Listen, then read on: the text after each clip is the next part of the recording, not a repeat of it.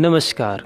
आज हम बात करेंगे कि आप कैसे Google, Apple, Microsoft, Facebook, Walmart etcetera में इन्वेस्टमेंट कैसे कर सकते हैं। जो इंडियन इन्वेस्टर यूएस स्टॉक्स या फिर ऐसे स्टॉक्स में इन्वेस्टमेंट करना चाहते हैं जो कि इंडियन स्टॉक एक्सचेंज में लिस्टेड नहीं है, तो प्लीज़ इस वीडियो को पूरा देखें, क्योंकि इस वीडियो में मैं बातचीत करने वाला हूं कि आप कैसे यूएस स्टॉक्स में या ऐसे स्टॉक्स जो कि इंडियन स्टॉक्स में लिस्टेड नहीं है, जहां पर आप कैसे इन्वेस्टमेंट आसानी से कर सकते हैं। दोस्तों, मैं ये तो जानता हूं कि बहुत ऐसे इन्वेस्टर्स हैं जिन्होंने यूएस स्टॉक्स में इन्वेस्टमेंट करने का सोचा है और वो यूएस स्टॉक्स में इन्वेस्टमेंट करना चाहते हैं, यह जानते हुए भी कि इंडियन स्टॉक एक्सचेंज में ये सारे स्टॉक्स जो कि Facebook, Walmart, Microsoft etcetera listed नहीं है। स्टिल आप इसमें डायरेक्टली या फिर ईटीएफ या म्यूचुअल फंड के थ्रू उसमें आसानी से इन्वेस्टमेंट कर सकते हैं।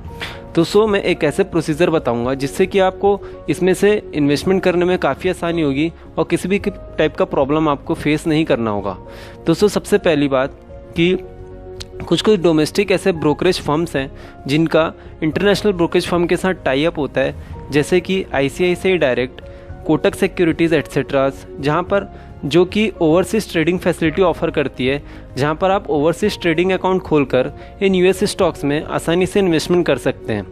दोस्तों, इन ब्रोकर्स का इंटरनेशनल ब्रोकर्स के साथ में टाई अप होता है, जहां पर आप अपने केवाईसी डॉक्यूमेंट्स को सबमिट करके, जिसमें कि PAN card, residential proof, voter ID, latest bank statements etceteras और फॉर्म भरने के साथ में फॉर्म नंबर फॉर्म A2 भरकर आप इन स्टॉक्स में आसानी से इन्वेस्टमेंट कर सकते हैं। दोस्तों, फॉरेन स्टॉक मार्केट में ट्रेडिंग या इन्वेस्टमेंट करने के लिए आपको अपने मनी को इंटरनेशनल पार्टनर को ट्रांसफ़र करना होगा, मतलब कि ओवरसीज़ अकाउंट में ट्रांसफ़र करना होगा, फ़ंड ट्रांसफ़र करना होगा। जैसे ही आपका ओवरसीज़ ट्रेडिंग अकाउंट में फ़ंड ट्रांसफ़र हो जाता है, तो वैसे ही आप ऑनलाइन प्लेटफॉर्म के जरिए फॉरेन स्टॉक्स बाय और सेल करना स्टार्ट कर सकते हैं। दोस्तों, ये तो हो गया पहला तरीका। दोस्तों, दूसरा तरीका क्या होता है यूएस स्टॉक्स में इन्वेस्टमेंट करने के लिए। दोस्तों, वहाँ के भी यूएस ब्रोकर्स होते हैं, जैसे कि चार्ल्स शॉब, जहाँ पर आप ओवरसीज ट्रेडिंग अकाउंट के ज़रिए internationally directly investment US stocks में कर सकते हैं।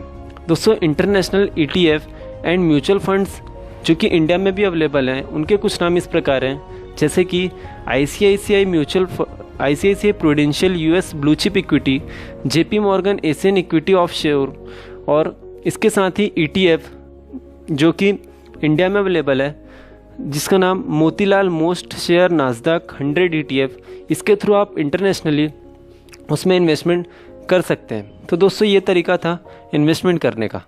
दोस्तों, अब यूएस स्टॉक्स में इन्वेस्टमेंट करने के कुछ रिस्क भी होते हैं, जिसके बारे में हम बात करेंगे। तो दोस्तों, जो सबसे बड़ा रिस्क होता है वो होता है the effect of change in foreign currency. दोस्तों, ये क्या होता है? ये रिस्क में, जैसे कि आप ओवरसीज ट्रेडिंग अकाउंट में फ़ंड ट्रांसफ़र करते हैं, तो दोस्तों सपोज़ मान लेते हैं उस समय रुपीज़ गिरा हुआ है, मतलब $1 के बदले में आपको 68 रुपये पेमेंट करने होते हैं। तो दोस्तों, उस टाइम जब आप स्टॉक खरीदते हैं, तो मतलब ओवरसीज ट्रेडिंग अकाउंट में फ़ंड ट्रांसफ़र करते हैं, तो आपको $1 के बदले 68 रुपये पेमेंट करना होता है।